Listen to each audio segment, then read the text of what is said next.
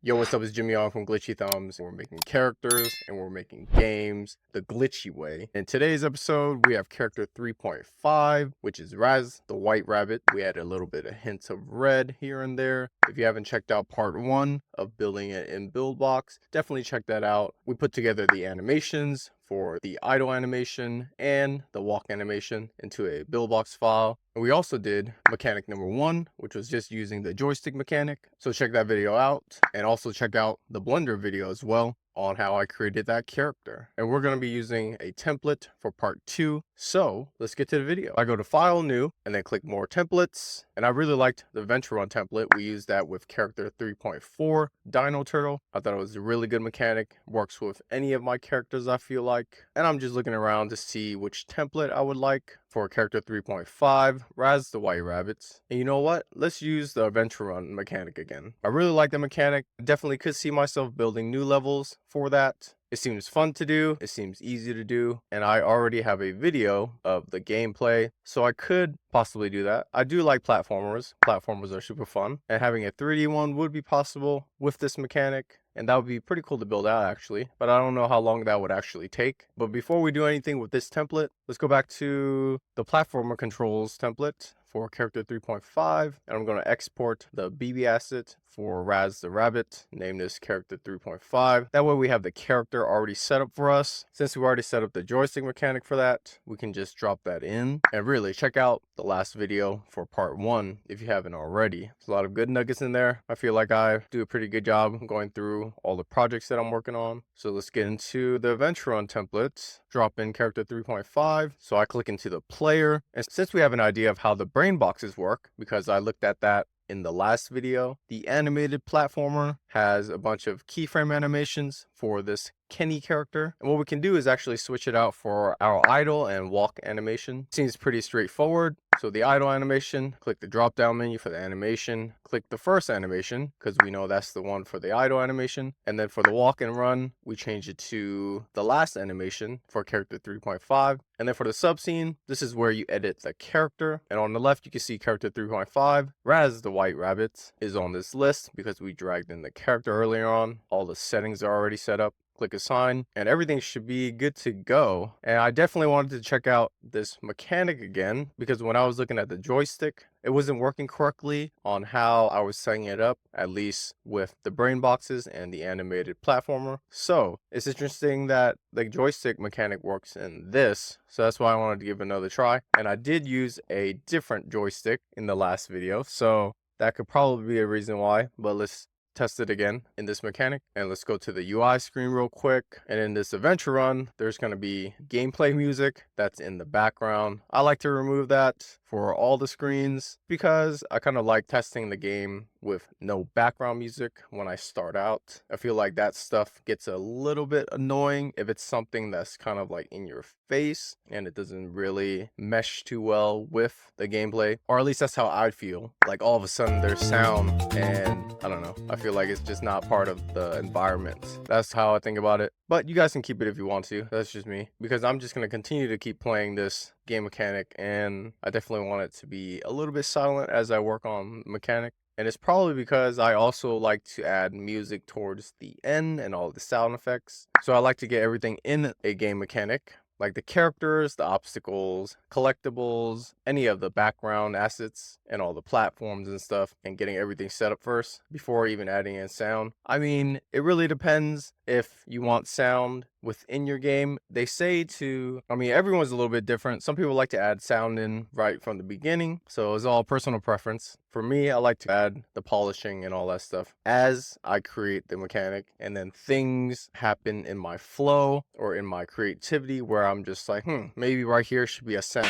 That's what I think about, and I don't want that background music at the moment. So we hit play, click start, and you can see our character's moving, but it's in the wrong direction. And we know that because our character needs a -90 in the y-axis for rotation. I don't know why that happens. It could be because I exported it incorrectly in Blender, possibly be a reason why. In Blender, they have a front view and a side view. I normally create my character sideways, even though you're supposed to be facing the 3D model forward. So that could possibly be a reason why. I just do things super quickly and not worry too much about it. That's most likely the reason why I always have to rotate it by -90. So maybe I'll consider looking at my 3D models next time in Blender first before I export, and see if I can make a video in comparison so that I can make sure before I export, I actually export it correctly with the correct direction and rotation with the character facing us correctly. That could probably save some time, actually, not having to always type in -90, but it's not a big deal typing that in. It gets a little bit tedious when there's a whole bunch of separate objects, but we'll cross that bridge when we get there. Now I hit play. When we move the joystick right, the character moves right. When I move it left, character moves left. When I move it up, character moves up. This is correct. Everything works. Idle animation is super cool. It's pretty awesome. And the character actually works pretty well with this environment. Having a rabbit in a grassy field makes a lot of sense. It's a nature type theme. That's why I really liked it. It actually works much better for Raz the Rabbit versus Dino Turtle for the last character, because it just matches really well. So quite possibly I might return to this mechanic to see if I could build it out. I'm not too sure yet. I'm still thinking about all the mechanics that I've already built, and I'm just trying my best to figure out which one I really like, figuring out which one has the most motivation that gets me to finish the entire full game. I have a character that I've been working on, and that one I've gotten pretty far in the mechanic, and I can't say which character it is right now. That's a secret, so you're gonna have to figure it out as I create more episodes of all these cool characters that I've been coming up with. But the entire process has been an interesting and fun one for me. I've actually never done this, documenting the entire process. I think it's interesting to actually see my thought process from the beginning and seeing what I created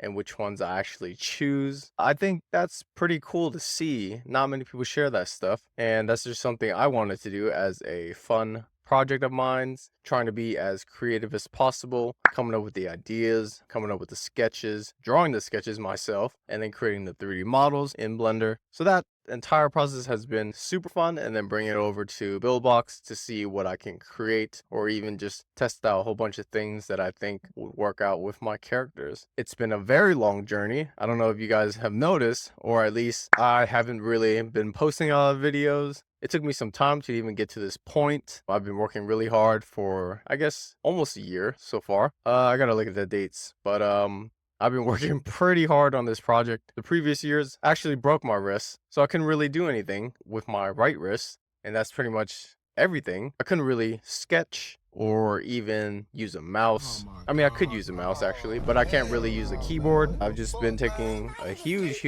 long break. I guess it's a much needed break, and that actually brought me to all these cool characters when I decided to, you know what, just kind of go ham with the entire process and see what I can do as a comeback. And that's pretty much what I'm doing. But back to the mechanic. Still in the game UI, and I'm dragging in the dynamic joystick. This is the joystick that I bought from a developer. I gotta find the link actually. I like this joystick because it disappears off the screen when you're using it, so you can place it anywhere and not have the joystick like stationary on the screen. I kind of like that it's dynamic. You press anywhere on the screen and it'll appear, and then you can just move around. That seems to be more flexible and more intuitive, I feel like, at least for a mobile device. I mean, it's entirely dependent on the game mechanic that you build, and having the joystick stationary is also fine, but that's also personal preference. I mean, I haven't A/B tested to see which one works best. You could A/B test, have a version where there's just a stationary joystick, and seeing how people interact with that to see if they continue playing a very long time, and then also switch it to the dynamic joystick in a different version to see if there's any changes. It really depends on the player. Some players might find it super hard having either or, and then they'll just quit your game. So it really depends on a lot of factors. I went to File, Project Settings, and my thought was to, okay, we already have a landscape version of this game, so why not just switch it to a portrait game? Because normally a mobile game device is portrait, so it's vertical. A lot of people use their phones vertical. So it makes more sense to possibly make a game that's like the same thing, so they don't have to turn it sideways. It makes the game a little bit more hyper casual, being able to use one hand versus two hands. So that was my thought process. So I clicked play after switching to the portrait, and you can see the UI menu needs some updating where the logo and the button is. But also on the gameplay screen, we have to move things around for the UI. But the joystick seems to work for the dynamic joystick, I think. But we had it set up differently for my character in part 1 of the video, so that could possibly be the reason why it's working at the moment. So I actually went to my character and copied those 2 nodes that I found that was working for my character, and I'm connecting those 2 and unhooking the receive joystick from the previous character, and I delete the mobile controls and I hit play. And if you use the joystick with these 2 nodes, the character is actually going the opposite direction, which is interesting. So we're gonna have to switch the rotation again, but in the UI menu I just deleted the previous joystick, put this joystick in the middle, move some of the UI assets around to make sure that we get the portrait style correct for the UI. These are just quick fixes because the game is already kind of built. We just need to move things around. And then for the UI move, you can actually connect the idle to the play for the idle animation. And then for the move, I connected it to the run animation. And on the UI screen, I forgot to change the title screen, but we can actually skip that so that the game actually starts directly in the 3D world if we connect the start to the 3D world. And that way we can just skip the title screen entirely and get straight into the gameplay. Makes a lot more sense. And I'm just moving all the home button nodes to the 3D world. That way everything's super seamless. When I test the gameplay, we can just play directly into the game without needing a title screen. So normally you would remove the title screen. It's because it's an extra screen before the player gets to play the game. And we want the player to jump directly into the game without having any disruptions, because the quicker they play, the more likely they will stay playing the game. So if you get them in right away instead of having any lag time, they're more likely to enjoy their experience right from the get-go. But that also depends on a lot of factors, but that's just a good note to know for at least a hyper casual game. So I hit play and you can see the UI menu works really well. And our character is moving backwards. That's because the rotation's off, and we just need to move that around for the rotation. For the sub scene, we need to change the rotation back. For my character, it was 90, so we need to change it to 90 for the sub scene, since we switched out the original character and used character 3.5. And also in the start, if you click that, you can remove any logos from your game if I think you have the pro version of Buildbox. So I just tend to remove that. I want everything blank so that we can just get straight into the gameplay. And I'm just moving this joystick around and things aren't moving in the correct direction. I'm moving up and it's moving right, and I'm moving down and it's moving left, and I'm moving left and it's going up. So it's all over the place. So that's not correct. So I decided to put 180 for the rotation and the y-axis for my character. This feels a little bit odd. It's like it's not working correctly. So I put 0, and this is also not working like how I pictured it. I guess I'm actually pretty bad with the values. I just try things, and if it works, it works. If it doesn't, I tend to not want to spend too much time on it, even though I should just calculate it, or at least figure that out on the rotation of the character, or even why it's even moving like that with the joystick mechanic.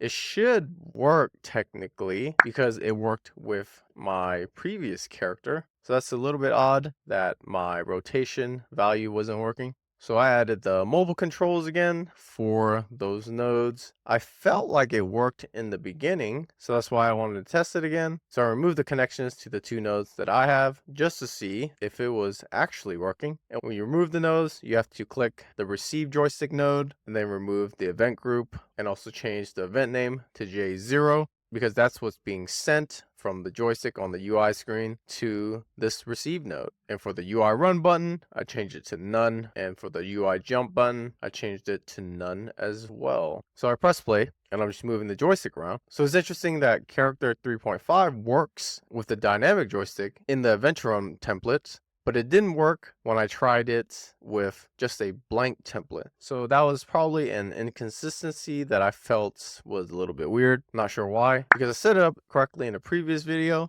where I used the mobile controls with the animated platformer, but it wasn't working for me with the dynamic joystick. So that's why I switched it to the receive joystick and the UI joystick move, and that worked. But in this situation, it's the opposite now. So that's why, I don't know, I feel like there's inconsistencies, but that's okay. It's good to know that it at least works, and that's gonna happen sometimes. So since the character's back to not moving in the correct direction, we can go back to the sub scene and put a -90, because this rotation is correct if we're using the mobile controls. So I hit play, test it again, and when we move right, character moves right, and move down, character moves down, move up, character moves up. And you can see it works really well with my walk animation. I came up with this in Blender. Definitely check out that video. It's a super simple process. Well, I mean, if you understand how animation works and using Rigify and all the bones, it's actually pretty simple. Starting out with one layer at a time and animating each one and keep adding on and on to your animation, then it becomes a complex animation. So it might look super simple in the gameplay, but there's definitely a process to getting the animations correctly. But I think it turned out pretty good. I actually like it. It works really well with this environment, having this character with a nature type theme where there's grass, there's a bunch of things on the screen like a tree and a bunch of other obstacles we can move around, and a collectible with the coins. So since the character can actually jump in this mechanic, we actually need to either have it set to the jump button again or the screen. So I set it to the screen, and whenever the player releases their finger off the screen, then the character will jump. So I wanted to try that, trying to make it as intuitive as possible. For a hyper casual game, we have a joystick where it's just being used by one hand. So we need to remove that jump button to actually get back some of the screen real estate, because it seems a little bit crammed having that jump button. We definitely don't need it, because less is more on a mobile device. So I hit play and I'm testing out the joystick, and when I let go, character jumps, and I let go again, character jumps. So that possibly could work. It makes this mechanic a little bit more easier, I feel like, than having a whole bunch of buttons on the screen. It definitely would have worked keeping it in landscape, having the button, but since we changed it to portrait, we kind of have to make it a little bit more intuitive in how we play this game. We want to make it as simple and easy as possible for the player to play the game and not have to think too much. And I thought using mainly your thumb has two functions. You press the screen and you let go of the screen. So pressing on the screen and moving it around is how we move the character with the joystick. And then when we let go, that's actually another function, and we can actually apply the jump mechanic to that. So that's what I did. Moved the jump button off the screen. We don't really need that. And I press play. Just moving around. I want to make sure this mechanic works. It actually feels not bad. I actually play a lot of mobile games, and moving around with the joystick works really well with one hand, and I can actually play and figure this puzzle out to move this box to that switch. So I think we might need to make some adjustments on the screen on where the character is going to be directly in the middle. So I press the camera button so that we can adjust things. So when you have the preview open, you can actually see how the view is going to look like in the gameplay while you're moving the view around. So that makes it super easy. So I click on the camera and you have the position, rotation, and scale on the right side. And we just need to move the camera around in the middle or just type in some values to see what works best. So I want the character to be somewhat in the middle of the screen. So I put a 0 in the y-axis to see how the view will look like, and that's not what we want. The character is off the screen now. We can't really see anything. So change it back to 8. It brings back the original position. And I changed it to 5 in the y-axis. And this actually feels somewhat nice because we want the joystick to be at the bottom of the screen in a sense, and the character is somewhat in the middle. That way we can at least see everything, but also not have our finger over the character, because normally I have my finger at the bottom, well, not like entirely at the bottom, but like close to the bottom of the screen, and then everything else is in my visual field. So the character feels a little bit too close, so I'm going to be moving the character back a little, and I'm going to be doing it with my mouse wheel in the middle of the screen so that we move further back so we can see a lot more of the screen and also the character. Since this is a portrait game now, we want to be able to see a lot of the screen to figure out the puzzle of the platformer. So this view looks pretty good. We can actually see a lot of the things on the screen, like the box and the switch. So it makes a lot of sense that we maybe need to move that box to the switch, and then everything else is blocked.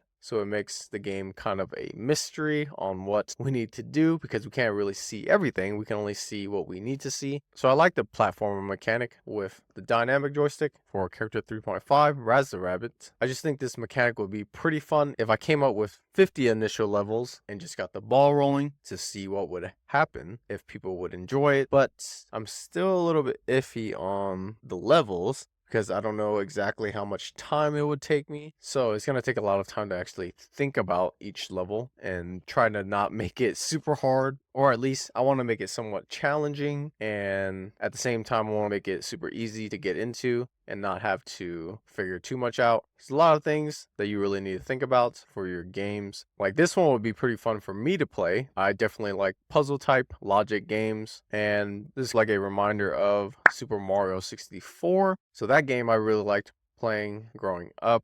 I still actually play it on my Nintendo Switch. I recently bought the bundle that they put out. Uh-oh, I'm yawning again. That must mean I'm tired. Usually when I yawn, that's a sign that I'm getting to a point of exhaustion. And occasionally you'll see it throughout my recording sessions. It happens, you know. I'm not tired. I mean, I'm kind of tired, but then I'm kind of not. But I'm just trying to plow through this video as best as I can and see how much we can get through. So I really like this mechanic. It works really well. I think the jump can actually be improved a little bit. I have to probably spend a little bit more time tweaking the values for that. I mean, it works for me, but I think it's still a little bit difficult having to time your jumps when you let go. When you move this box to the Switch, it brings out this platform, and above it has a bunch of coins. So that must mean you can leap to get those coins. If I just go over it, that's what I did, and it's just making me jump super high when I do it. And I'm just playing around with the mechanic to see how this would actually feel. Of course, it's going to feel a little bit different playing with the game on the device. So whenever you're testing your games, testing it on the computer is going to be very different testing it on one of your mobile devices, because you're using a mouse to test the game. So it might be a little bit harder on the computer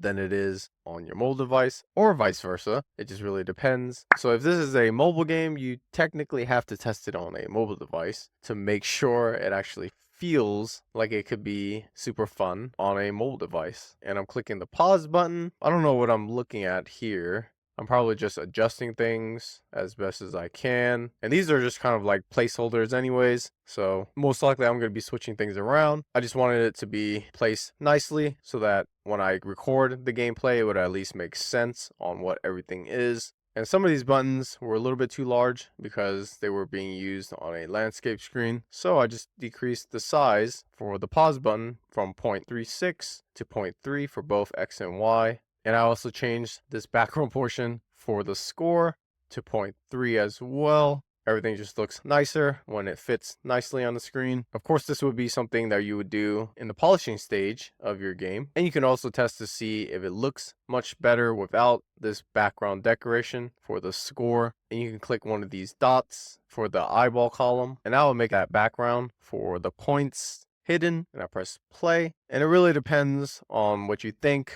Do you like the score to have no background, or do you want something behind it? And when you're adjusting things on the UI screen, you can always run the game in the preview and then move things around, and it'll move around live on the screen so that you can make sure everything is perfectly aligned. So that's what I did, and you're able to see that I decided to go with the score without any background. And then we have the pause button, and also we have the 3 middle stars and a background for the middle star progress. And we have a star progress bar in the middle. That's what you would, I guess, call it. It consists of 3 stars and a background decoration. And then we have the pause button. And this game mechanic is so far so good. It works really well with the character. So I'm going to save the file just to make sure. And I'm selecting one of the previous files. That way I don't have to type as much as always. And I just remove test platformer controls and name this as character 3_5_new_adventure run. This is how I label things to make sure I remember what this game mechanic was for the Buildbox file. So I do this for a lot of my projects. It could be a Blender file, it could be FBX files, it could be Buildbox files. Anything that I can label, I actually do, because I have a whole bunch of files, and if I don't know what this file is, then we're going to have an issue. And being able to locate anything that you do on your computer is very valuable and super helpful if you can do it very quickly. And this video is actually going to be labeled for me. Hopefully when I chop down the videos from this long form video, it would actually explain what each part is, and I'll be able to know what I did exactly for character 3.5. And this is part 2. So we're actually working on a second version of the joystick mechanic using the Adventure Run template. So I'll be able to have that as a video and I'll know what this video is about. So make sure to label everything that you do if you're going to be making characters, if you're going to be making games. Makes a lot of sense to do that, especially if you're making a lot of characters like I'm doing and you're coming up with a whole bunch of game mechanics. You definitely need to know what everything is. It's going to be a lot to remember if you're just doing it by memory. So it's better not to do that. Definitely create some notes, create some sort of spreadsheet. I have a spreadsheet of all my characters. They have check marks on the things that I've worked on. Everything is part of my workflow and the process that I run my characters through. So I'll possibly create a video on that if anyone is interested in that. But this is all helpful for me. We're just going to keep going with the flow. So I saved that file. And since we use this template, we're pretty much done with setting up the game mechanic. Since we have the game mechanic ready, we're going to go to File, Export, iOS, Continue, and I get this monetization pop-up.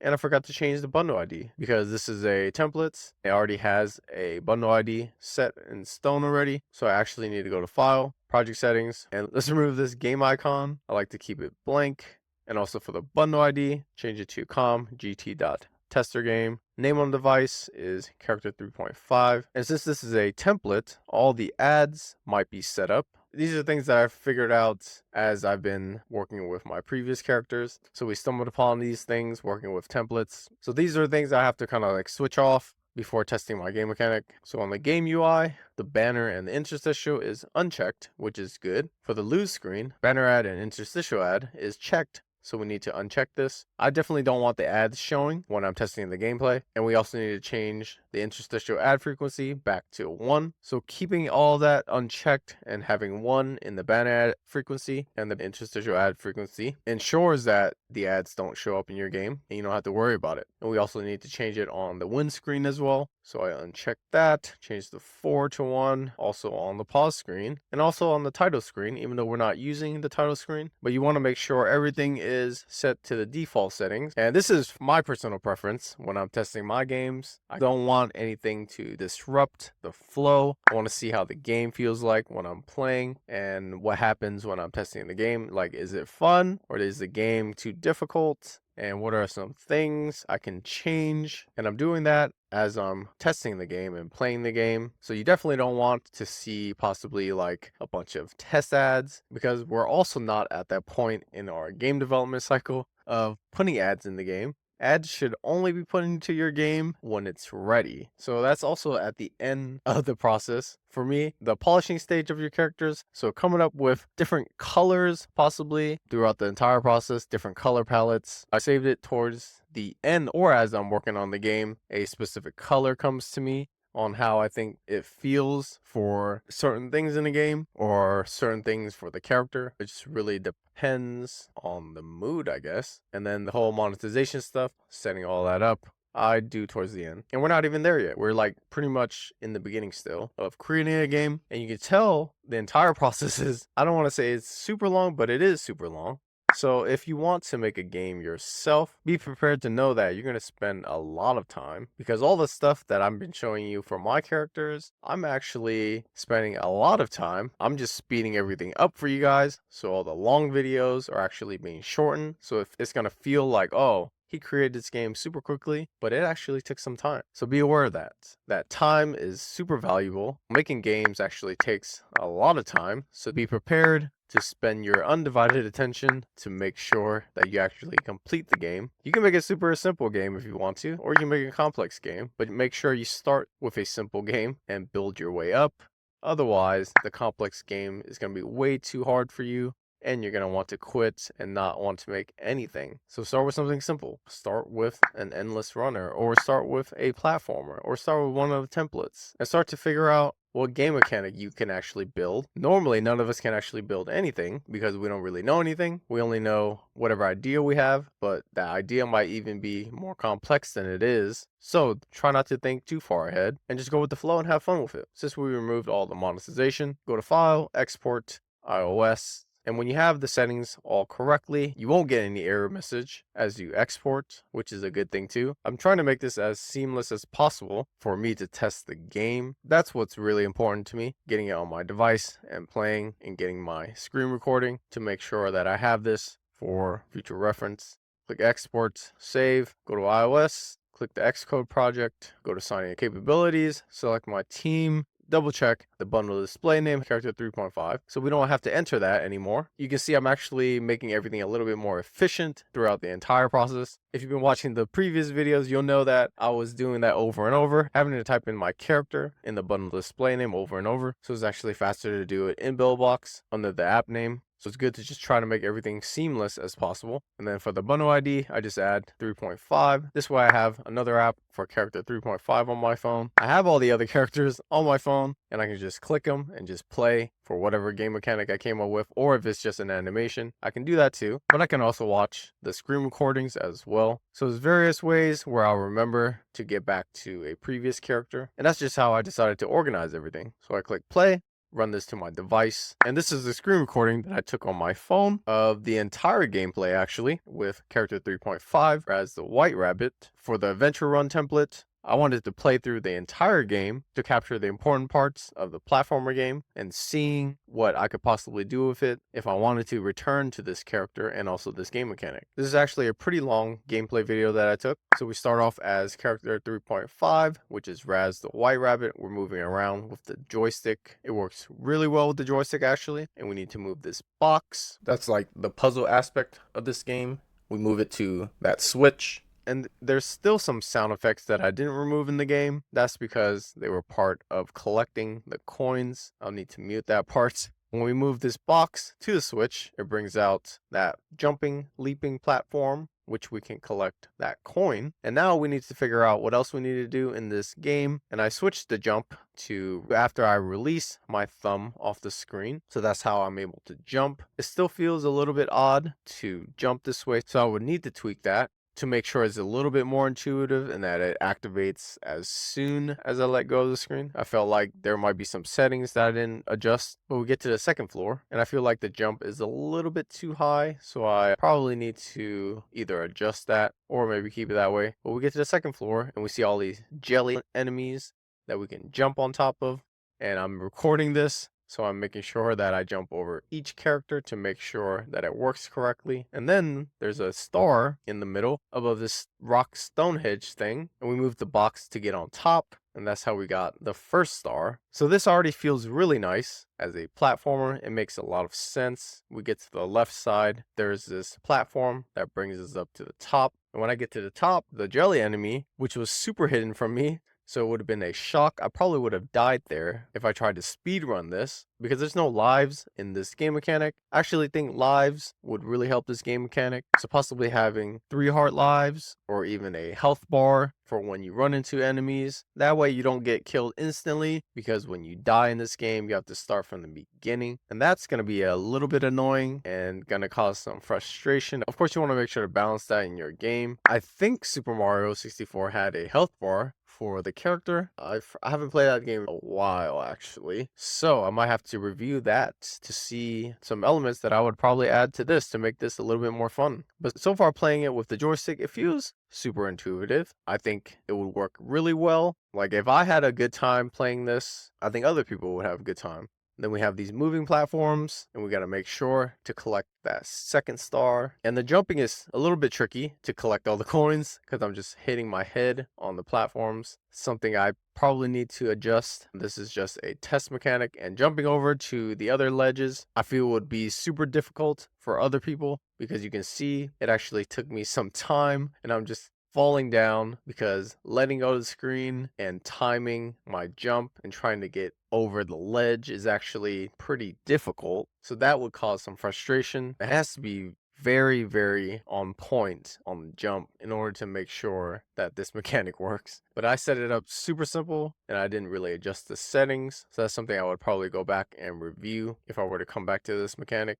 But yeah, you can see I'm having a very difficult time getting over this ledge. I have to do it very close to the edge, which is going to be super hard for a lot of players. And I ended up falling all the way back down to where the Stonehenge guy is. And that's going to cause a lot of frustration. And we don't want that. We want this to be challenging, of course, but we don't want the player to feel cheated, because I definitely feel cheated that I can't make this jump. And it makes it feel like this mechanic isn't working and this becomes like a bug for the player. It's definitely going to be mentioned if I just release the game like this, but I actually end up getting to the top of the ledge, and I just felt some relief getting to the top because I definitely don't want to do that again. So those are some things that were going through my mind. And I'm just collecting the rest of these coins, and I'm avoiding that jelly enemy because if I die at any point, I would have to restart this level, and I want to at least beat the game for my screen recording. This way I have the reference of this game of me getting to the top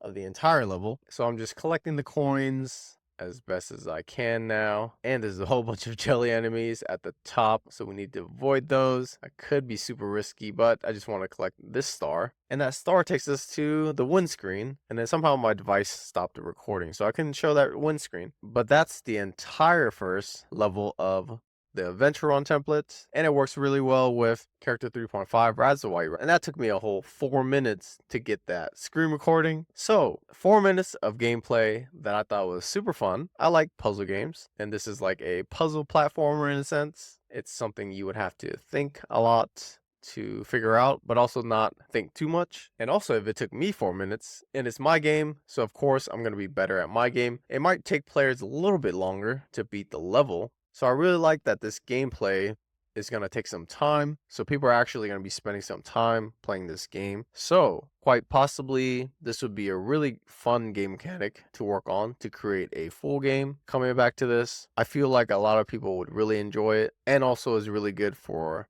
session length of having players play your game. I definitely want a lot of people to play my games a lot more, so there's some depth to this game mechanic. It's not something that would be like a quick fix where you just play for like a little bit and then you stop playing.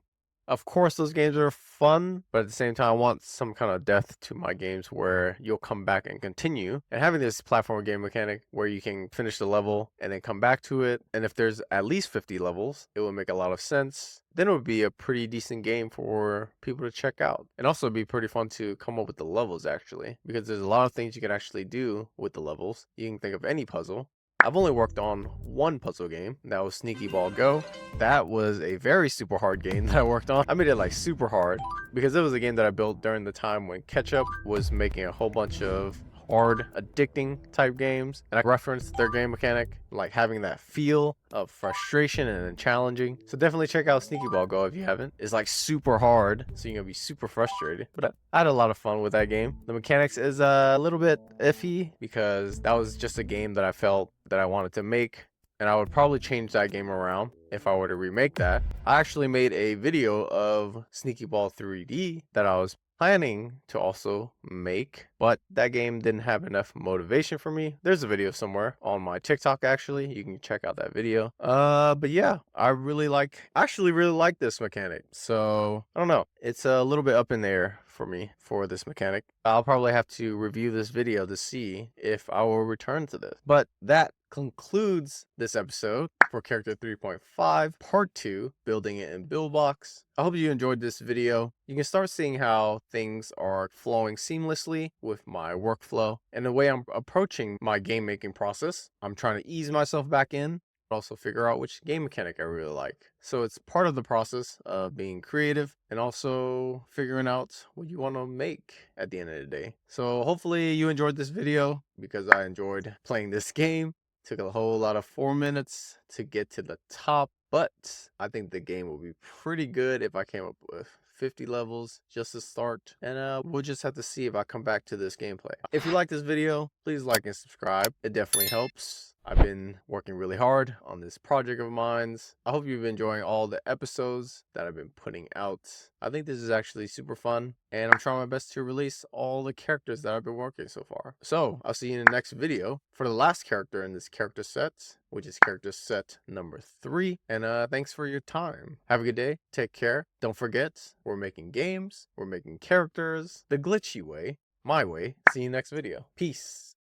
Oh, I made it.